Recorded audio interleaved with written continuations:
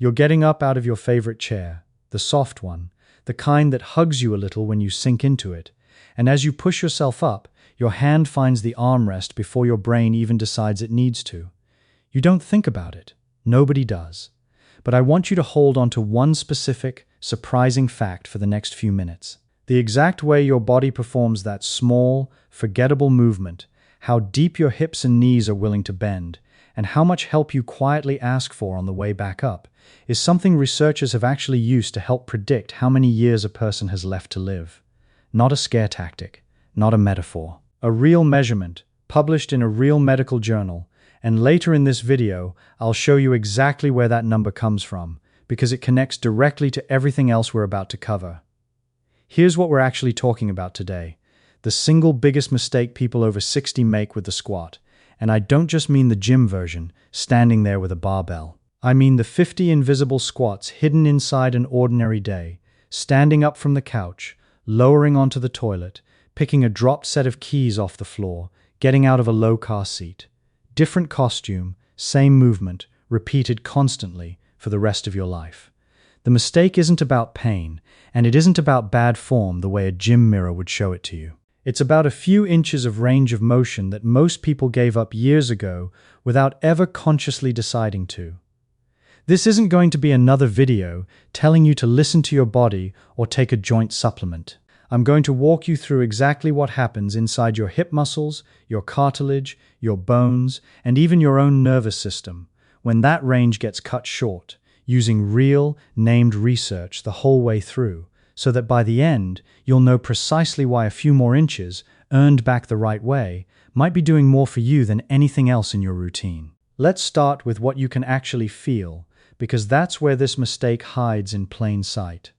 Next time you squat, whether it's an exercise or just standing up from something low, notice where the effort shows up. For most adults over 60, especially anyone whose knee has ever ached or hip has ever felt wobbly, the answer is the front of the thigh, the quadriceps. That's the muscle that burns. That's the one you feel the next morning. And because it burns, it feels like it's working, which feels like progress. Here's the part almost nobody tells you. That burning sensation can be almost completely disconnected from whether the muscles in your backside, your glutes, the single largest and strongest muscle group in your entire body, are doing any real work at all. You can finish a squat with your thighs shaking, genuinely tired, and still have barely asked anything of the muscle most responsible for keeping your spine safe, holding your pelvis level, and getting you out of a chair without leading with your arms. That's the mistake, in one sentence. Going through the motion without going deep enough for the right muscle to switch on. So why does depth decide which muscle takes the job? This is where we step inside the joint itself for a moment. Your hip is a ball sitting inside a socket, and the angle of that joint, how far your thigh bone rotates back and up as your knees bend, determines how stretched your glute is at any given moment. A muscle that has been lengthened first can generate more force as it contracts back to standing, simply because of how muscle fibers are built. In a shallow squat, your hip barely opens, so your glute barely lengthens, so it never gets loaded the way it needs to be to contribute much force. Your quadriceps, meanwhile, are working at almost any depth, because they're the muscles resisting gravity on the way down and driving you up on the way back, regardless of how far you travel. A shallow squat, then, isn't a smaller version of the same exercise. It's a different exercise, one that quietly hands nearly the entire job to the front of your leg and lets the back of your body coast. I'm not asking you to take that on faith. In 2002, a research team at Feynman University led by Anthony Caterasano had experienced lifters perform squats at 3 depths: a shallow partial squat, a squat to parallel, and a full, deep squat, while sensors recorded the electrical activity in 4 separate thigh and hip muscles. The front of thigh muscles stayed fairly steady, no matter how deep the lifters went, doing roughly their share of the work regardless. The glute told a completely different story. Its activity climbed meaningfully as depth increased, especially during the upward push, which happens to be the exact part of the movement where raw power matters most. Go deeper, and your body is mechanically pushed toward recruiting more of the muscle built for strength and stability. Stay shallow, and you can lean almost entirely on the muscle built for tolerating a burn. Here's the part most people get wrong the moment they hear that. They assume the takeaway is quads bad, glutes good, and go hunting for a completely different exercise. That's not it. The same exact squat can train two very different muscle patterns, and the only variable deciding which one you get is how far down you're willing to let your hips travel. You don't need a new movement. You need a few more inches of the one you're already doing. There's a reason this particular mistake gets more costly, specifically after 60, rather than staying a minor inefficiency at any age. As we get older, muscle doesn't shrink evenly.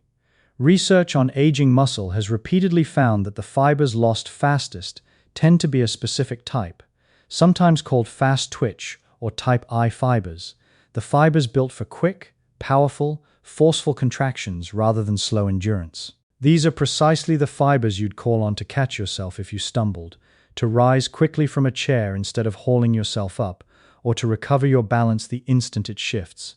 Slower, endurance-oriented fibers tend to hold up better with age, which is part of why someone can often still walk for an hour without much trouble, while the sudden, powerful movements are what go first. And the glute, more than almost any other muscle in your body, depends heavily on exactly that kind of fast, forceful fiber to do its job. A squat pattern that already avoids deep glute engagement isn't just leaving strength on the table. After 60, it's specifically neglecting the type of muscle capacity already under the most pressure, at precisely the point in life when losing more of it costs the most. Now let's go one layer deeper, because muscle activation is really just the surface of this. Lining the ends of your thigh bone and shin bone and sitting under your kneecap, there's a smooth, glassy tissue called articular cartilage. It's what lets your joints glide instead of grind against each other. Here's something that surprises most people the first time they hear it. Cartilage has no blood supply of its own. No arteries run through it. So how does living tissue with no blood supply stay healthy? The same way you'd feed a dry sponge sitting in a shallow dish of water by squeezing it and releasing it over and over. Compression pushes old fluid out of the cartilage. Releasing that compression lets fresh, nutrient-rich joint fluid flow back in and get soaked up. That squeeze and release cycle is, quite literally, how that tissue eats. Physical therapists have a shorthand for this idea. Motion is lotion. It's a simplification, but it points at something real. The joint fluid bathing your cartilage isn't distributed by a pump the way blood is. Movement itself is the pump. A shallow squat compresses only a small patch of that cartilage, high up near the top of the joint's range. A fuller squat, one that actually moves your hip and knee through more of what they're built to do, compresses and then releases a much larger surface of that sponge. You're not damaging a joint by moving it through more of its natural range under control. You're feeding more of it. This is worth pausing on, because it contradicts something almost everyone over 60 has absorbed secondhand, that deep squats are hard on the knees. A lot of that fear traces back to older, blanket guidance from decades ago that treated any deep knee bend as automatically risky. Advice that later biomechanics research has significantly walked back for joints that don't have a specific reason to be protected. No recent injury, no advanced arthritis, nothing your own doctor has flagged for you personally. For a joint like that, going shallow to protect it doesn't spare it. It just quietly stops feeding it. Let's go back to that chair for a second, because I promise this connects to something bigger. And the next layer is where the story stops living entirely inside your muscles and joints and starts involving the one part of your body you probably think of as fixed forever, your skeleton. Your bones are not inert scaffolding sitting there holding you up. They're living tissue, constantly being cleared away and rebuilt by two opposing types of cells, and which process wins at any given moment depends heavily on how much mechanical stress that bone regularly handles. There's a name for this in bone research, the mechanostat, first proposed by an orthopedic surgeon named Harold Frost, who spent decades studying how bone responds to load. His central insight was that bone behaves like it's listening for a signal. Below a certain threshold of mechanical strain, your body concludes that bone isn't needed and gradually lets it go. Above that threshold, the signal gets through, and your body invests in keeping that bone dense. Think of it as a knock on a door. A soft, half-hearted tap, and nobody inside bothers to get up. A firm, deliberate knock, and someone answers. Your bones work on a similar threshold. Gentle, shallow, low-effort movement is a quiet knock. Your skeleton simply doesn't respond to it. It takes a knock with real force behind it, enough range, enough depth, enough genuine mechanical demand, before your body decides a bone is worth reinforcing. This matters enormously after 60, and especially for women after menopause, because bone density naturally declines with age. Estrogen plays a direct role in restraining the cells that clear old bone away, which is part of why that decline tends to accelerate specifically around menopause as estrogen levels drop. That makes the mechanical signal coming from muscles and joints more important with age, not less, at exactly the moment the body's own hormonal support for bone is fading. For a long time, the medical world was understandably cautious about recommending forceful loading for people who already had weak bones, worried it would cause a fracture rather than prevent one. That caution started shifting because of a study out of Griffith University in Australia, led by researcher Belinda Beck, called the Liftmore Trial, published in 2018. Beck's team took postmenopausal women who already had low bone density, osteopenia or osteoporosis, and had one group perform supervised, high-intensity resistance and impact training, including heavy-loaded squats and deadlifts, while a comparison group followed a gentler, lower-intensity program instead. The results surprised a lot of people in the field. The women doing the heavier, more demanding training saw meaningful improvements in bone density at the spine and hip. They didn't experience the wave of injuries some had feared, and their physical function improved too. The knock, it turned out, needed to be firmer than doctors had long assumed, and firmer than most patients had ever been told was safe. I want to be honest with you about what that study does and doesn't prove, because stretching a good study into more than it actually says is exactly the kind of thing that makes people stop trusting health information. Liftmore used, supervised, progressively loaded barbell training. I'm not telling you that adding a few inches to your bodyweight squat will single-handedly transform a bone scan. That would be overselling a modest lever as a miracle, and it isn't one. What I am telling you is that the underlying principle behind that study, the mechanostat, applies directly to the exact mistake we started with.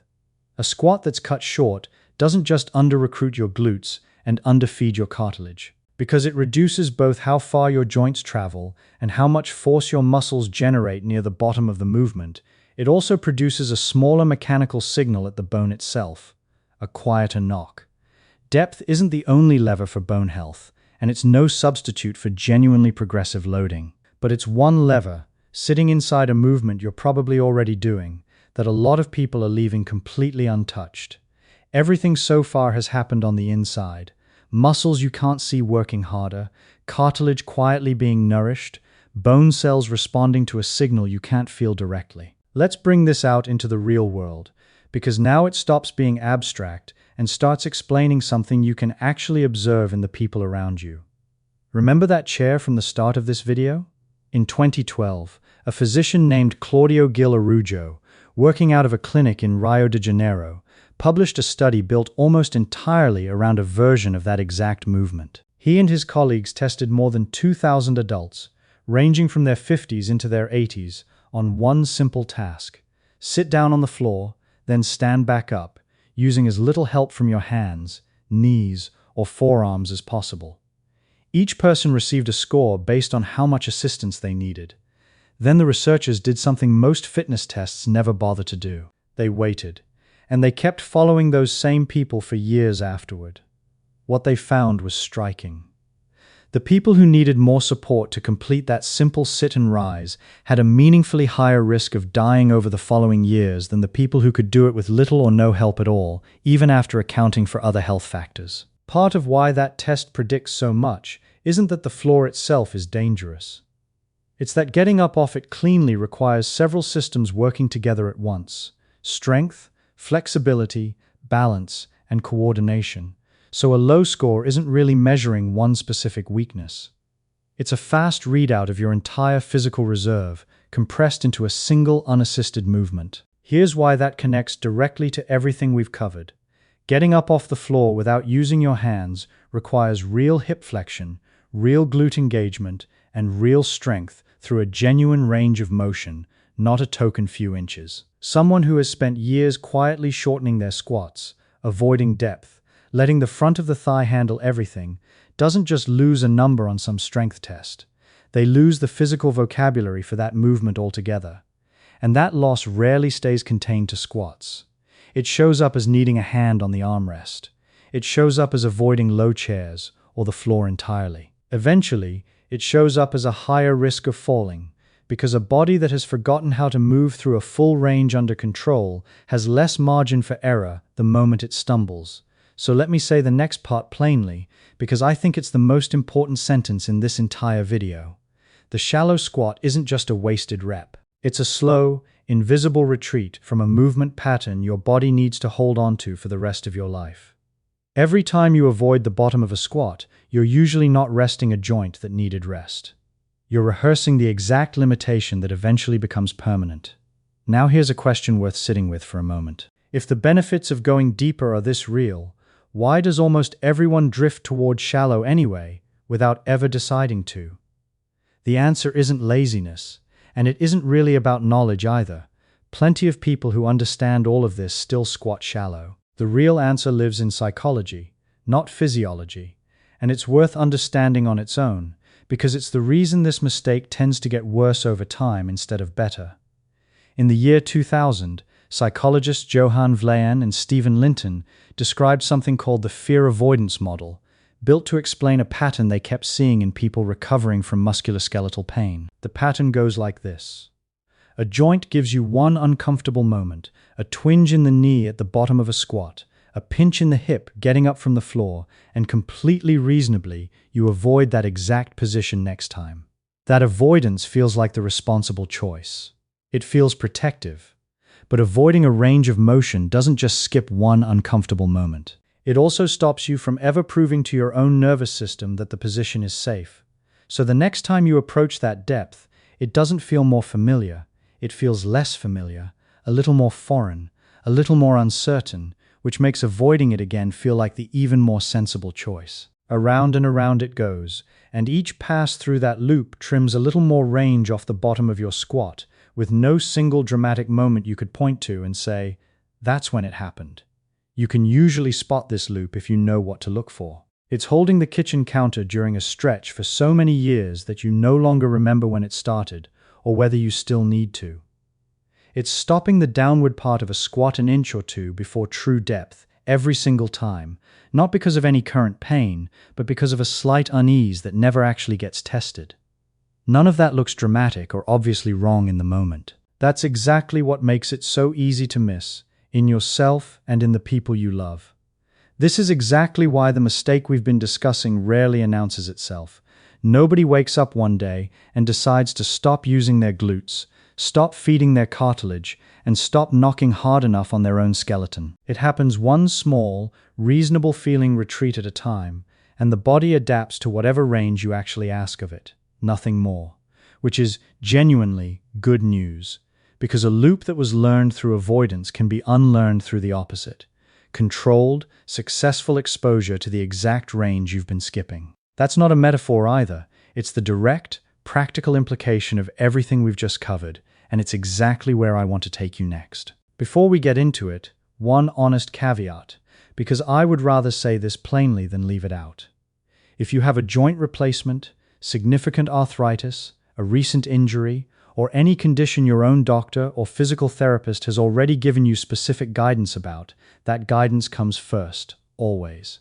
Nothing here overrides instructions specific to your own body. What follows is general, meant to sit alongside your own good judgment, not replace it. First, before you even try to squat deeper, deal with the reason most people physically can't. For the majority of adults over 60, the joint-limiting squat depth isn't the knee, and it usually isn't even the hip, it's the ankle. Bending your knee deeply while keeping your heel flat on the ground requires your shin to travel forward over your foot, and that requires a certain amount of ankle flexibility, technically called dorsiflexion. Years of shoes with any kind of heel, years of sitting instead of squatting, and simply not moving that joint through its range causes that flexibility to quietly shrink without you noticing. When your ankle can't bend enough, your body improvises. Heels lift, the torso pitches forward, or you simply stop before your hips ever get low enough for the glutes to switch on. So the fix starts at the floor, not the hip. Stand an arm's length from a wall, step 1 foot back, and gently drive your front knee toward the wall while keeping that front heel flat on the ground, holding for a breath before switching sides. A couple of minutes of this most days restores a meaningful amount of that range within weeks. You're not stretching a muscle so much as reminding a joint it's allowed to move that far. The ankle is the most common limiter, but for a lot of people, especially anyone who spends much of the day sitting, in a car, at a desk, in that same soft chair from the start of this video, there's a second contributor working against you at the same time. The hip flexor muscles at the very front of your hip gradually shorten from spending so many hours in a hip-flexed position. A shortened hip flexor doesn't just make it harder to stand up fully straight afterward, it also fights against the exact motion a deep squat requires, your hip opening up and extending. So the same daily habit of sitting works against you at 2 joints at once, for 2 different mechanical reasons. The wall drill handles the ankle. For the hip flexor, a simple kneeling lunge position, back knee resting on a cushion, front foot forward, gently pressing your hips forward until you feel a stretch at the front of the back hip, held for a slow breath or 2 on each side, targets the second piece. Second, once that range is available to you, build depth gradually against an actual target, instead of guessing at how low is enough. Find a sturdy chair or a box at a height where you can lower yourself down under control and lightly touch it without collapsing, then stand back up. That's your starting depth. Every week or 2, if it still feels controlled and pain-free, move to something a little lower. This does 2 things at once. It gives your nervous system a consistent, repeatable target, so you stop unconsciously pulling up a few inches early out of habit.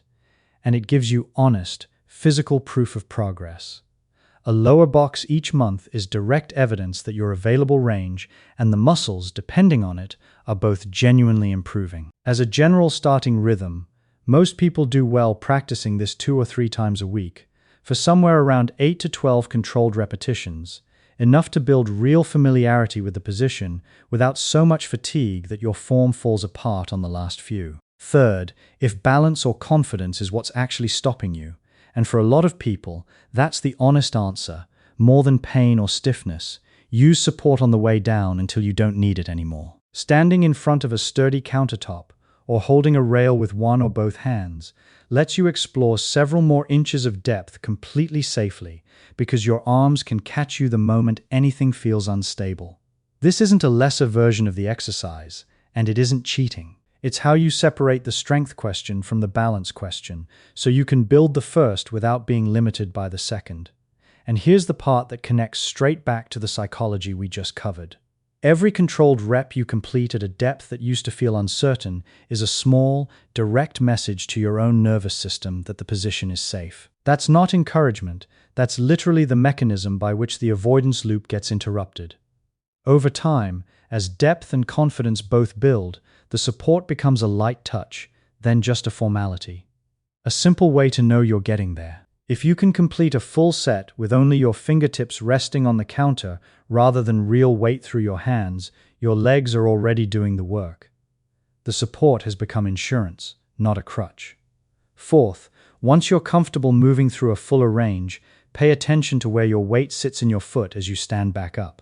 If you notice yourself rising onto your toes, or feeling all the effort bunch up in the front of the knee, shift your focus to pushing through your heel and mid-foot instead, and try starting the upward movement by squeezing your glutes a moment before your knees even begin to straighten. This small cue is what actually converts the extra depth into the muscle recruitment we talked about earlier, because depth sets the stage, but where you send the effort on the way up decides whether your glutes actually answer that knock, or whether your quadriceps quietly take over again out of old habit. Let's go back to that chair one more time, because I think it means something different to you now than it did a few minutes ago.